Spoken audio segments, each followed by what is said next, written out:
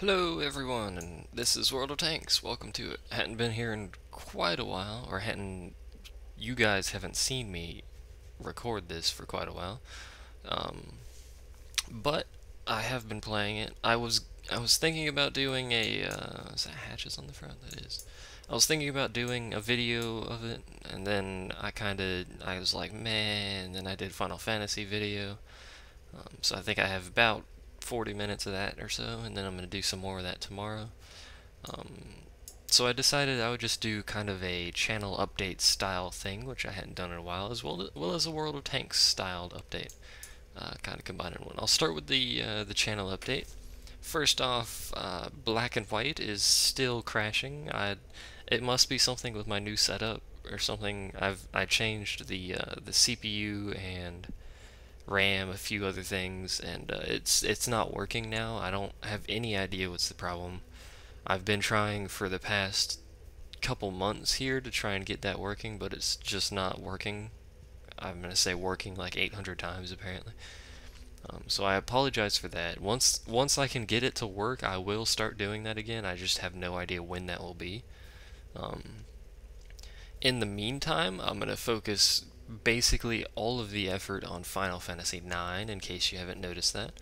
Um, I am on to disc 3 as of the recording I just did, so making good progress there. There's only the last two discs, so disc 3 and 4. Disc 4 has a ton of optional stuff that's on it, so that's not actually like a full-blown storyline disc.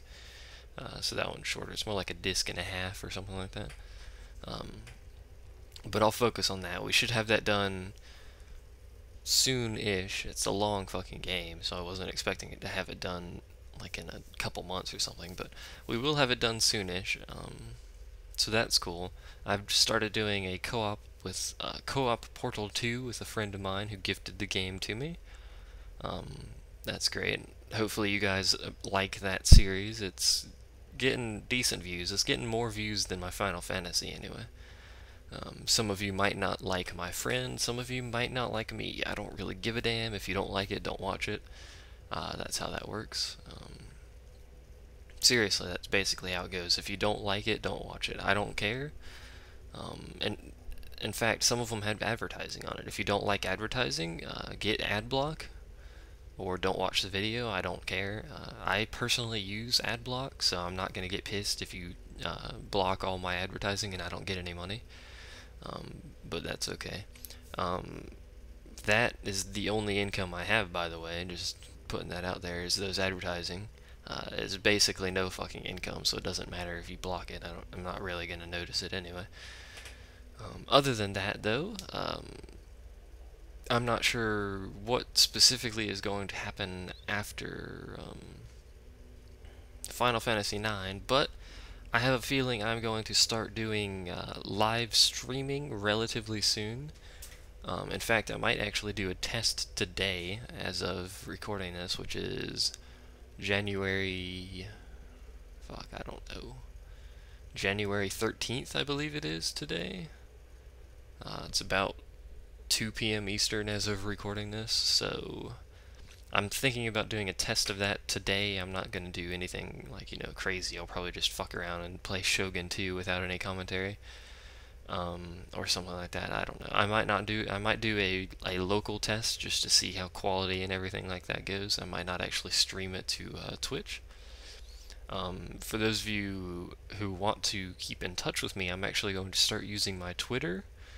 Um, I won't be, tweeting or whatever constantly. I put out like one or two tweets a day or something like that. So if you want to keep track of that, you can follow me, I guess is what it's called on there. I'm new to Twitter, so I don't know what the fuck anything is. You can follow me on there and keep up with that. I also have a Steam group. If join that, please don't send me a friend request. Just join the Steam group. It's far easier for me and everyone else and stuff like that. If you want to chat with people that has a chat room, you'll have to get people to start joining it because even I sat in there like all day for several days in a row and no one came in. So people, you'll have to get like friends to join that chat room or something so you can chat with people and stuff. I'll hop in there every once in a while and see what's going on. I also have a link to my Xbox Live account. I have not actually logged into my Xbox in fucking forever. It's not even plugged in. It's in my closet gathering dust. But you can add me on there. If I don't accept it, don't be surprised because I fucking never log on to the thing. So there, I did put that up there though for those of you who wanted to actually see that. I have a PSN account, but I do not have, or I have not given you guys the details of that, and that will stay that way for probably the foreseeable future. So don't bother me with that. Things like that, I also have a link to my stream page on twitch.tv on my YouTube homepage. All of these links are on my homepage. Go there, click the link, do the thing. It's a AdFly link. I apologize for those. But I wanted to get the links shorter because some of those links are like fucking 800 words or 800 letters or some random bullshit. So I wanted to shorten them. That's an easy way to shorten them, and I get income from every time someone clicks on that. So I thought, why not? It's you have to wait 5 seconds. So I apologize for that. It is moderately annoying, but you should only really have to click on those links once.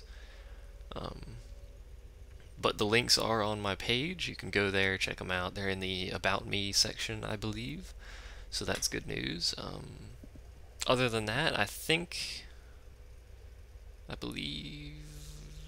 believe that's all I really wanted to say on the YouTube update.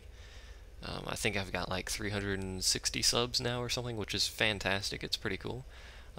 Some days I grow really quick. This might not sound quick to you people, but like 4 or 5 subscribers a day for several days is pretty damn quick for me. So that's cool. I like getting subscribers. It was fun. I like active subscribers. If you subscribe and watch my stuff, that's all fine and dandy. But if you subscribe and comment on a bunch of my stuff, that's cool. I get to know you. You get to know me. Hopefully you're not a dick. Stuff like that. But anyway, World of Tanks update. 7.2 was recently released to the live server, so you now have access to the French tree, as you see here.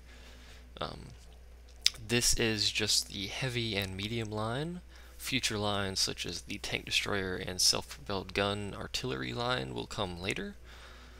There were also a bunch of changes to other tanks. There's a couple matchmaking changes to other tanks, such as the Type 59 here, which got a +1 to the matchmaker, so it actually gets matches that are equivalent to another Tier 8 medium, which means I believe it can see up to Tier 10, if I'm not mistaken. Maybe not, maybe just Tier 9 tank destroyers, I don't know. But it can see the same matches a regular Tier 8 medium would see, so that's new. The IS-4 had its armor fixed. It was 140, 140, 100, which it was not supposed to be. That was in fact a typo. It is 140, 160, 100, so the side armor is actually a larger plate than the front armor, which makes very little sense, but the side plate is also less of a slope, so you trade that off. More plate armor, less of a slope style thing. Let's see here. Other than that, I don't think anything major was changed in 7.2 other than that. They also had a recent hotfix for spaced armor. If you want to see the specifics on that, there's really nothing to it. It's in the news section on the World of Tanks website. Essentially, spaced armor, like I think the Jagdtiger has some. You can't really see it on most tanks. I know the T95 for a fact has some. It's basically like side skirts or mantlets actually count as spaced armor. Anything that's not directly attached to the tank, anything that has space between it and the actual tank armor, is spaced armor.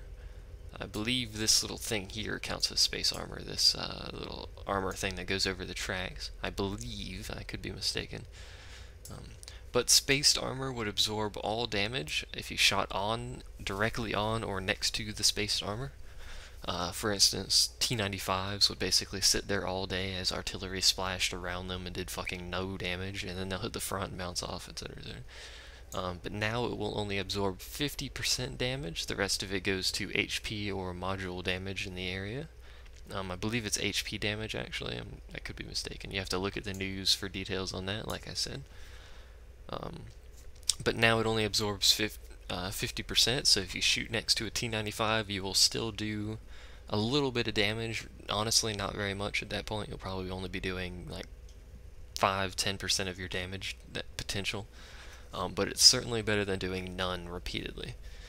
So that's good. That was a hotfix on Monday the 12th, I believe, on the server reset, so that's relatively new. Other than that, there's really not much going on. I didn't make an update video for 7.0, but that's been out for quite a while.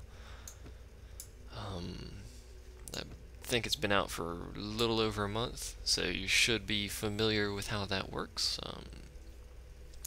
And you know what? I'm actually going to go ahead and do... 23 pin, 8 damage. I'm going to do one quick battle here in the FT-17 to show you guys. Now, the FT-17 is quite maneuverable, decent acceleration. The problem with it is it has 20 km/h top speed. It cannot surpass 20 km/h, which is incredibly fucking slow. So it takes you forever to get anywhere. It also features the magazine-fed weapon. Some of you might have noticed these weapons. This gun in particular,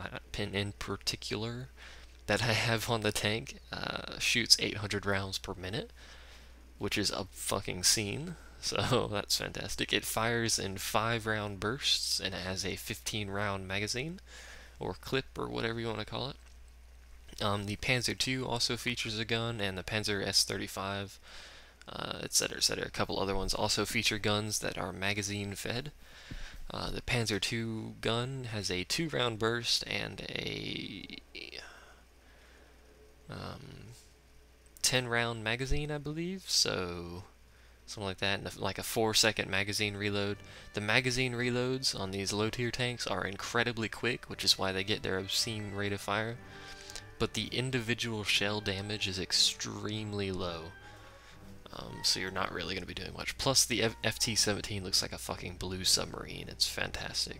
With tracks on it. Look at it. It looks like a blue submarine with tracks. It's lovely. They should make a song about it. But when this battle starts, you also might notice I loaded obscenely fast. That's due to my new SSD that I got for Christmas from someone. Much appreciated of that. That guy said STFU for some reason. Stifu. Andy's in a clan. If you're in a clan, don't be a dumb fuck, because it just ruins your clan's reputation. No matter how crappy or stupid your clan is, don't be a douche. Let's be honest. This battle starts. You can see the magazine reload time there, relatively quick. And then I'm going to show you just how fast this thing can shoot. You can shoot, as you see, a 5-round burst like that, and you can shoot basically immediately, and then you'll have to reload after shooting 3 times. But you can shoot those bursts basically constantly, which I'll show you here in a second. I'm just going to go ahead and shoot this wall so I don't hit any teammates. You can see you can shoot a whole bunch of bullets really fucking fast. It's quite fantastic, but the damage is obscenely low. The penetration's alright for these kind of battles. I think what was it, 28 or something? 23. It's alright. You're not going to get through some of the German frontal armor though, so keep that in mind. You will get through a bunch of these other tanks though, like the Russian ones or something like that, or side armor on certain tanks. You won't get through some of the French tanks, however. You can get through an FT-17 quite easily. If you want to reload your magazine prior to shooting all of your rounds, you can push C. I believe that was added in after the Test 2. I could be mistaken, it might have been in Test 2. Not quite sure. Let me just bounce every round known to mankind off the D1 there. Low-tier French tanks have horrendous guns, but quite a bit of armor, past Tier 1, of course. But keep that in mind. To be honest, you really won't be able to pin other French tanks between like Tier 2 and whatever the hell the other tier is. Can't even remember what the bounced off a T2 light tank? Really? Really? That's quite disappointing, to be honest. I didn't even blow up that truck, did I? Nope.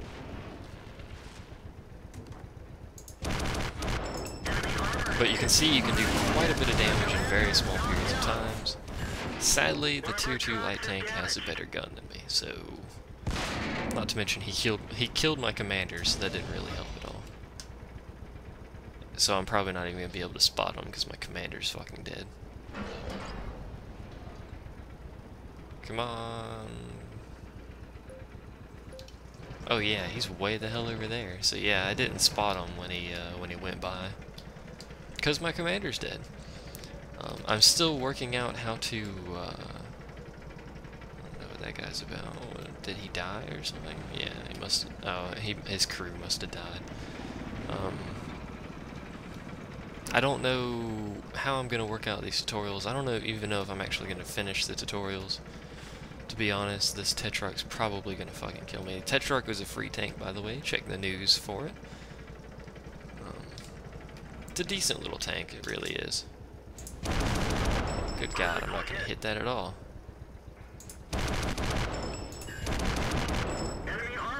Did I really bounce off his rear armor? I should probably go back to base and stop the cat, but I can't see him, so he'll just kill me apparently if I try to go that way. Come on.